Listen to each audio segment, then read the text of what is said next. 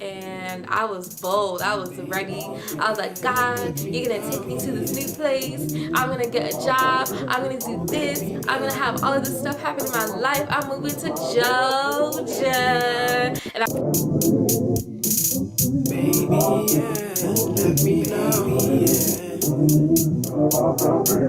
Let me know. Let me know. Let me know.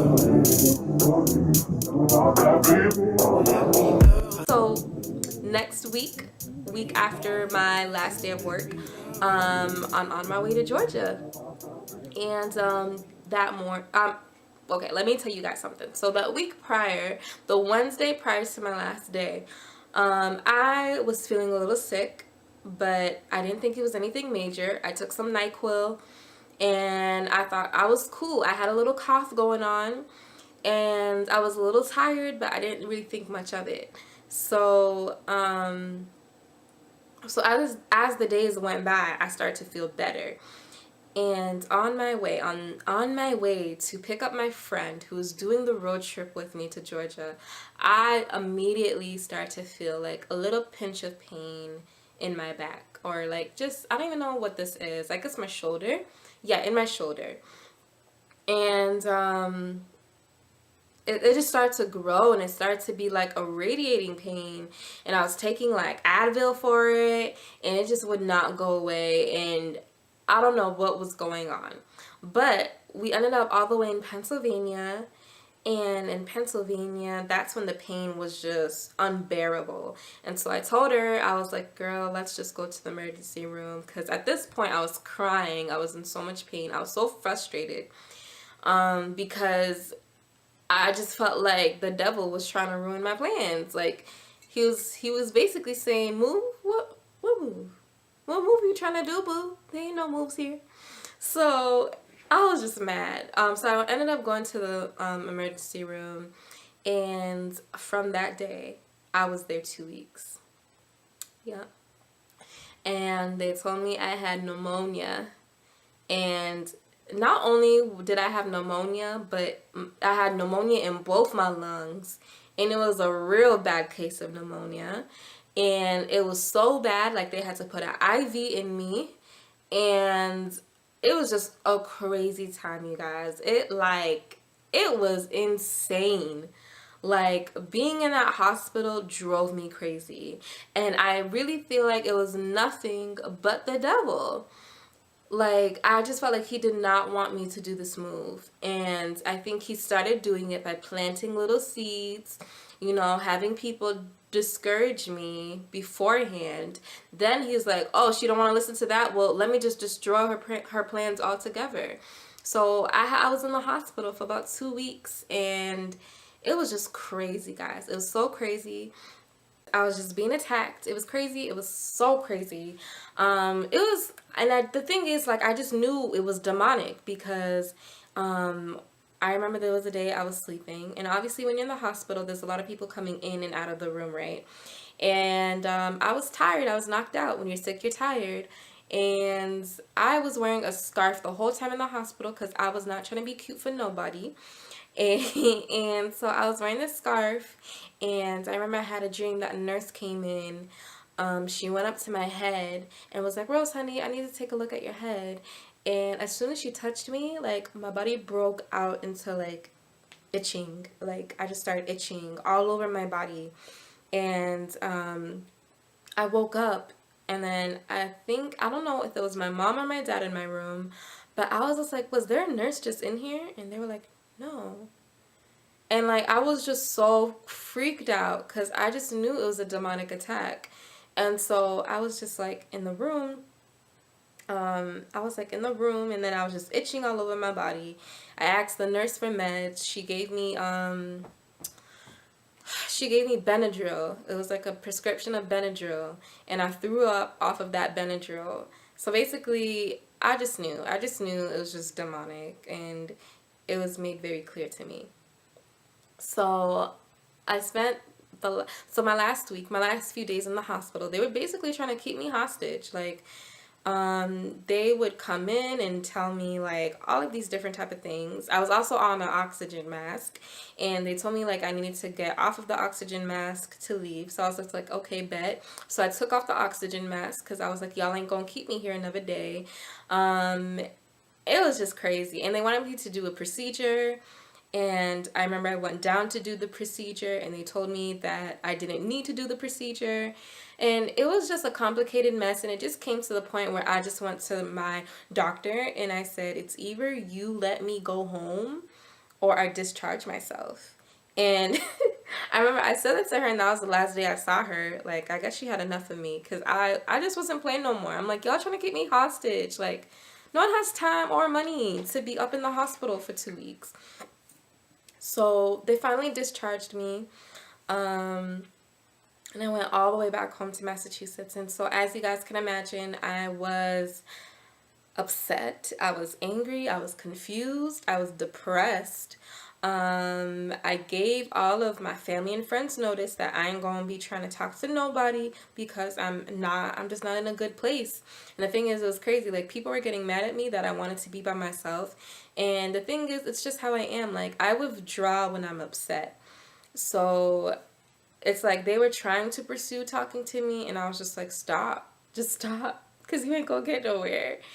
And it took a while, guys, because I was just going through a serious depression. Like, I was going through a serious thunk. Like, I just felt like, I just felt like I got the rug, like, swept out from under me. Like, who goes and does this bold move and this happens? Like, surely God doesn't want me to move. And the thing is, people would say that to me. People would be like, oh, this happened to you. Maybe this isn't the right time. Maybe he doesn't want you to do this. And like, my family members would like tell my sister and tell different family members that, maybe it was God and all of this other stuff. And it was just annoying. And I was just like, that's not something that you necessarily want to hear. Like, if you're just recovering from being in the hospital for 2 weeks, you just want to be uplifted. And I felt like people around me just weren't doing that. And so it just made that 10 times worse. And it was just a rough time. It was a rough time. Like, honestly, if it wasn't for like my friends, if it wasn't for like my church family and like my pastor and like just different people like speaking life into me, like, I probably would have still been at home. So now I'm going to tell you guys about how I actually came. So after about a few weeks of being depressed in the hospital, being depressed after being in the hospital and just feeling like, woe is me, God doesn't care about me. He let this happen to me. He let me get sick. Why didn't he protect me? I just had enough of that, and I just started going back to normal. And the thing is, I thought going back to normal would mean going back to my normal life in Boston. And so I thought, you know what? Let me just make a home here. Like, if I'm supposed to be here, if God brought me right back here, let me be right back here and let me just, be comfortable. And the thing is, I knew that God wasn't calling me to comfortable. He was calling me to deeper. He was calling me to be challenged in life. And I knew that I was in my comfort zone here. I knew I was, my comfort zone back in Massachusetts. And so pretty much, it's like God would shut things down. He would shut everything down. Anytime like I even thought about doing something to stay here, not only would he do it in the physical light, in the physical realm, but he would do it spiritually too. Like, there'd be times, so I feel like God speaks to me when I'm asleep. So I had two dreams. One dream, I had showed up to work at my old job, the real estate office, and I saw that someone was in my chair, and I was very taken back by it. I was like, oh, okay, they already replaced me. And so and then I went out this door, and I just didn't say hi to the supervisor or anybody. Like, I was just so, like, I just felt so replaced. Like, it was crazy. And so that was my first dream. The second dream, I remember I was just stressed out. I was on the bed. I'm like, if I do move to Georgia, like, what am I going to do? And so I had a dream that basically a man came into my room. And he opened the door and he said to me, you're afraid of what you're going to be doing in Atlanta, but God said he's going to make room for your gifts. So that was my second dream. So I just felt like God was calling me. And there's just other stuff that God was just shutting down here. He was shutting down so much stuff, and it was just it was getting ridiculous. I was just like, God, like, what's going on? So I was just like, you know what? I'm gonna do this move. I'm gonna do this faith move. I'm gonna do it again. And if I fail, I fail. But God, I have to know that I will never be at peace with myself if I never make this move. So I made the move, and I went there. I did another road trip. I went this time with another friend of mine, my best friend, and we went down, and it was it was very surreal. I couldn't even, when I made it to Georgia soil, I was like, wow, I made it and I ain't sick. Like, I just felt like, yes, God, I didn't die on my way here. Like, I was so happy. I was so excited. And I cried my first day. Like, when I dropped off my best friend off of the airport, that's when I knew it was real. I was like, dang, like, I'm here now. And so this whole month, I've just been seeing God come through. When I say come through, guys. Like, less than 4 weeks of being here, I got a job.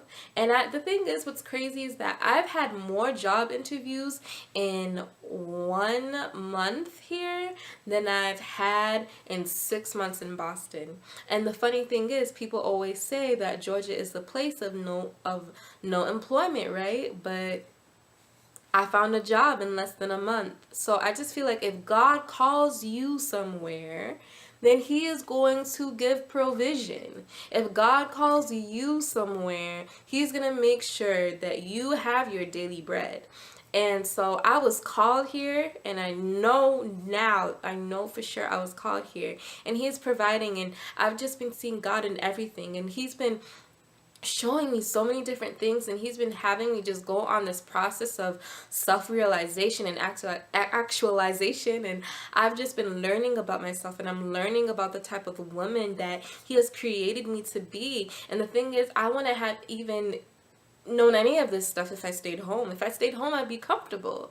And God wasn't calling me to be comfortable. And I thank God that God is not a God who's constrained to your comfort zone.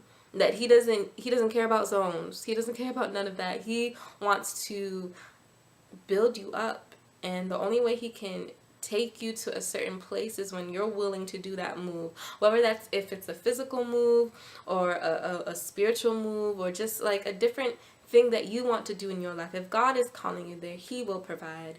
And again, you don't need to take a survey. You don't need to go to each person and say, hey, yes or no, should I do this move? Hey, yes or no, should I do this? If God is calling you, the answer is always yes. So that is just my story of coming here and just seeing God move. I'm getting my apartment next year in the beginning of January, and I'm so excited. And guys, God's been coming through. He's been coming through. But yeah, that's basically my story of moving to Atlanta. I've been here for a month, like I said before, and I guess I just gotta give you guys like life updates of how I'm doing. But so far so good. And I'm excited. I'm excited for everything that He has in store. So thank you guys so much for tuning in and watching this real long video. If y'all had time to watch this whole thing, like, y'all deserve a prize. Like, hats off to y'all. But thank you so much for watching. Please go ahead and subscribe on that bottom left corner. I will be doing some more queen chats within these next few weeks, so stay tuned to that. All right, bye.